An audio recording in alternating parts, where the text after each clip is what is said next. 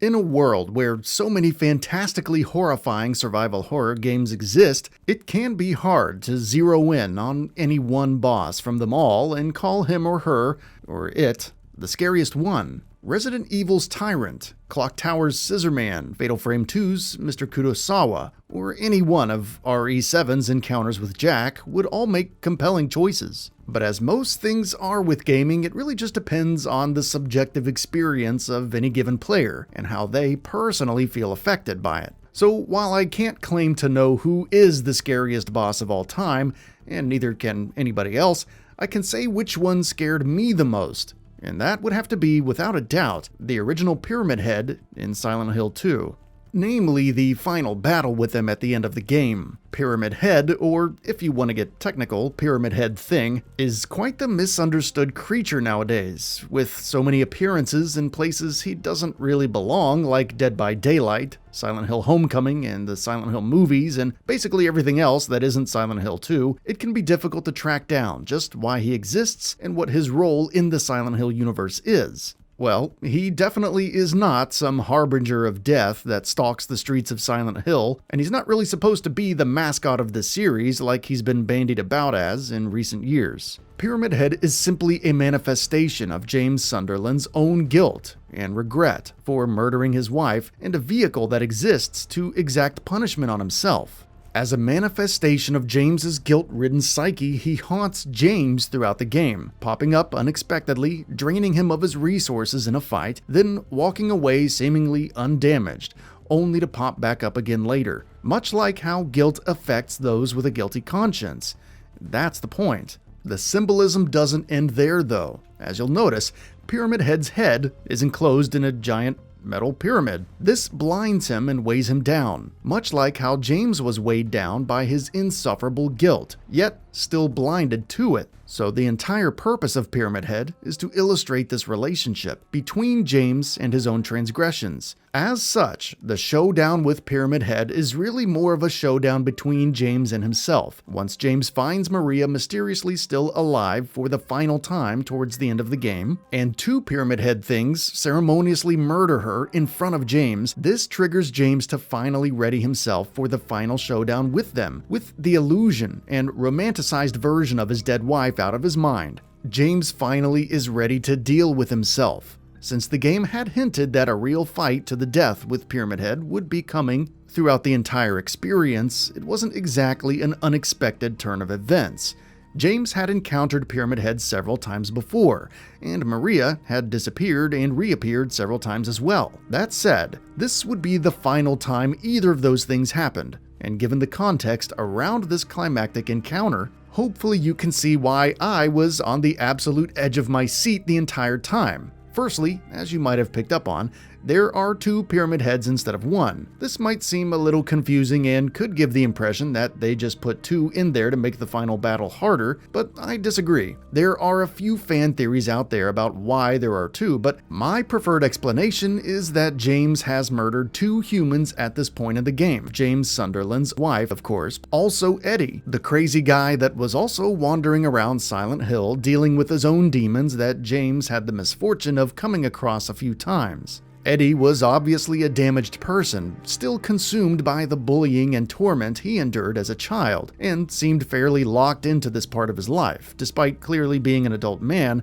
and now more than capable of exacting great harm on others. Long story short, Eddie flips out on James and James kills him in self-defense. While killing Eddie was obviously far more justified, that doesn't stop James from feeling bad about it. And thus, he now has two Pyramid Heads, symbolizing the two sources of immense guilt. That's more than a reasonable explanation to me. So, while there is a perfectly solid contextual reason for two of them, it also does serve as a great excuse to make that final battle much more difficult. Managing one of these guys at a time was hard enough throughout the game, but now two is something else entirely. While they usually stay together if you manage them well, they can separate at times if you run around all willy-nilly, and that can really cause things to get out of hand.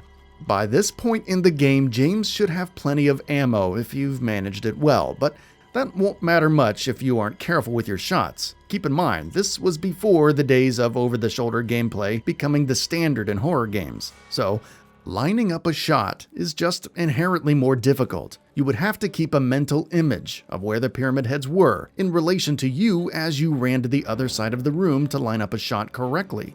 Thankfully, it is the largest area the game ever gives you in which to take on this type of monster, and the sense of freedom you get from the space does feel somewhat reassuring at times. But at the same time, the pyramid heads are also moving faster than before, now that they have spears and aren't dragging the great knife around anymore. So, if you run to the end of the room and expect to have ample time to line up a shot, you'll be sorely mistaken. This constant tension of running to one end of the room and turning around only to see that the pyramid head monsters have already lumbered halfway across the room and are much closer to you than you thought they'd be continuously chips away at the sense of security you might have felt once you noticed how large the room was at first.